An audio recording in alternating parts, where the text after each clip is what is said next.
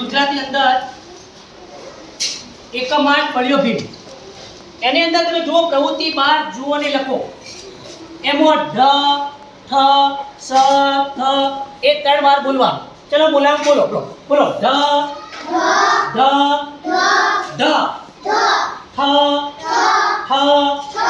ઠ સ સ સ થ થ થ આ રીતે આપણે 3 વાર ઢ ઠ સ થ 3 વાર બોલ્યા.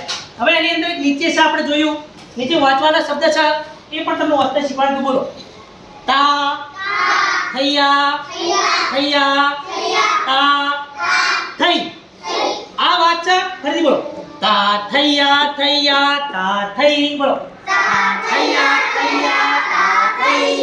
તા થૈયા થૈયા તા. આ તા થૈયા થૈયા શબ્દ આ વાક્ય ક્યાંથી નીકળ્યું કે ભાઈ રંગલો રંગલી હોય છે. આપણે જેને જોકર કહીએ છીએ ગુજરાતીમાં રંગલો કહેવાય. એ બધો નશા માટે ગીતો ગાતા હોય છે અને એનું પહેલું જ વાક્ય હોય છે તા થૈયા થૈયા તા થઈ. જ્યારે પણ તમે આવું ગીતો અને અલગ અલગ તમારો બાળ ગીતો પણ એ ગાતો હોય છે. આવને મને આવલે ચમકતો ચાંદલો ગમે છે, એક ચકલી ચીચી કરતી હતી, આવો કાબરભાઈ કલબલના કરચો, અલગ અલગ એક ફૂટો લાવો મજાની ઢીંગલી, એવા આ રંગલો રંગલી આવી અને નાના બાળકોને ખુશ કરતો હોય છે. એની અંદર આ શબ્દ છે. બોલો તા થૈયા થૈયા તા થઈ. તા થૈયા થૈયા તા થઈ.